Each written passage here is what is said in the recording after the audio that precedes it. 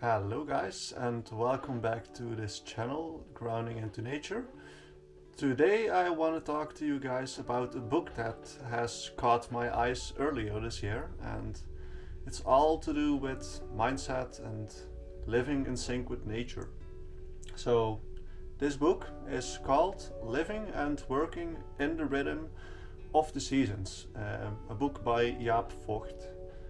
And today I will just talk a bit about what the book is all about. So in later episodes we can go more in depth in what each chapter or season actually is all about and how we can live in sync with each season, so we also get the energy that we need in the correct season. So let's start. So, a habit of our time is that our civilization lives in a turbulent time, rapidly increasing speeds and demands, and simultaneously decreasing speeds of development, which are alternating between each other. This phenomena can often lead to a disconnection of our own core, which can have impact on our own physical and physiological path. And our own physiological health. So our own potential then just gets trouble expressing in a creative way. And the answer to this lies, according to this book, in restoring our organic rhythm. And as explained in the introduction video before this one, if you haven't seen that one, make sure you watch that first. We are nature as well, and what better way to understand ourselves than to talk about nature as well. So that's what we're about to do with the help of this book. So a self-made rhythm might depend more on discipline than an organic rhythm, and discipline focuses more on fighting against your own limitations and less about following the flow of life. The rhythm of the seasons do depend on an organic rhythm flow, which makes them good examples for us, because we are also organic, we are also nature. And especially since as humans are part of nature and have a tendency to follow these patterns, the seasons just go through us. So in other words, our physical and mental health are partly an expression of the seasons just going through us and passing through us. And to show some example of the similarities that you can see in nature, I have a picture here in the right corner that shows that there's just a lot of similarities between even the trees and our lungs, and it shows just that what we breathe in, the trees breathe out, and what they breathe in, we breathe out. So we are just nature, and in that sense, the trees are just the complete, not opposite, but actually the same as us.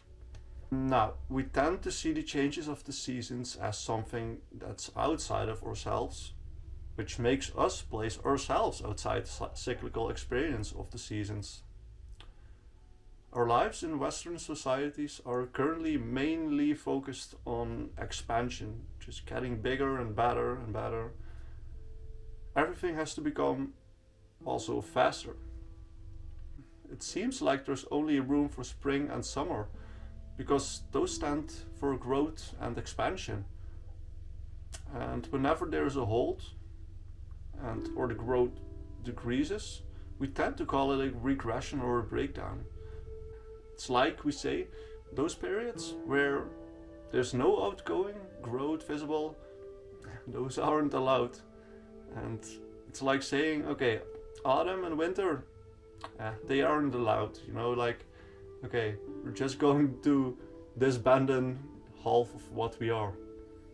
So in nature there's also nothing growing non-stop. There's always periods of regression, or consolidation, or stillness, to increase development even more.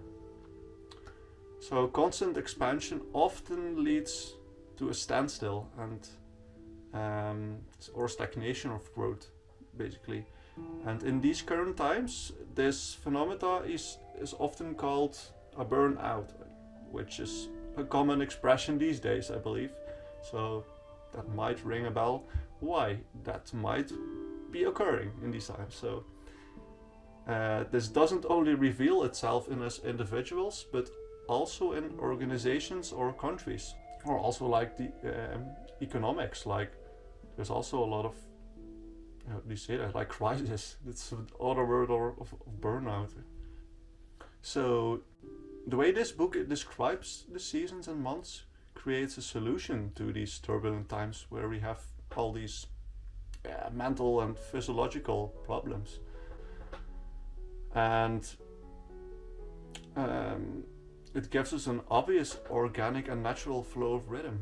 And the rhythm of the seasons is, in our climate zone, an underlying base of our existence. So yeah, and at the same time, this flow of life, which maneuvers through us, gives us constant possibilities for renewal.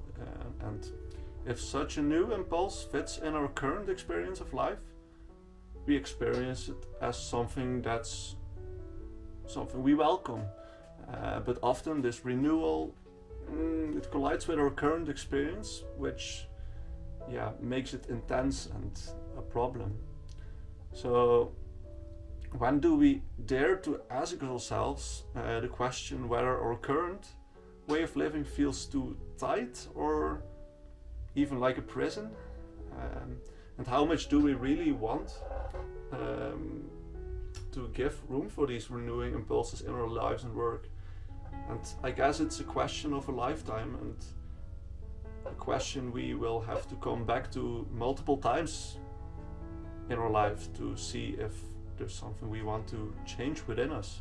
And of course we change just as anything in nature. We grow and we expand, and sometimes we just have to look what direction we want to grow in, you know. So we have to keep on asking this question throughout our lives to see if we feel like we're going in the right direction as how we feel within. And if we don't hide for this question or turn away, but actually focus on what the flow of life has to offer, we might also stay in sync with time and stay young as well. Maybe not only inside, but also a bit outside of the body, how we are perceived as others. And after all, renewal means revitalization, and turning away implies aging and stiffening. So with this method you maximize the usage of the renewing, so you get new possibilities which life has to offer in the rhythmic sequence of the seasons. And each year this rhythm will be experienced and understood deeper and more concrete as you experience and get some knowledge each year more about who you are. And it's basically like an onion where you first take the outer layer, and then if you have that away, then you can see the next layer and see each layer as 1 year. So as you remove one by one the layers, you might just get a little closer to the core of your onion as well. So I would say give it a try and follow these patterns of nature and see what benefits you get from it. I want to end this video with the following image as a reminder that we have been and still are connected to nature. And just as the Indians, which we know nowadays, and many other societies have been in connection with nature as well. Like all human beings are descendants of tribal people who are spiritually alive, intimately in love with the natural world, children of Mother Earth. When we were tribal people, we knew who we were and our purpose as well. This sacred perception of reality remains alive and well in our genetic memory. Just we carry it inside of us, usually in a dusty box in the mind's attic, but it's still accessible. And it's basically like I told you with this onion. Like, if you get the outer layer away, then you get a little bit more to your core, and yeah, we start to know who we are again and what our purpose is in this life.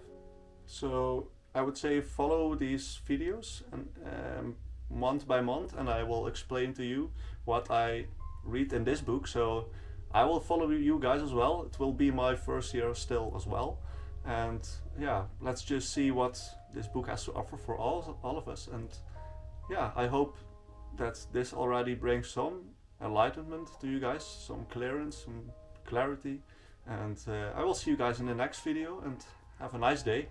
Bye bye.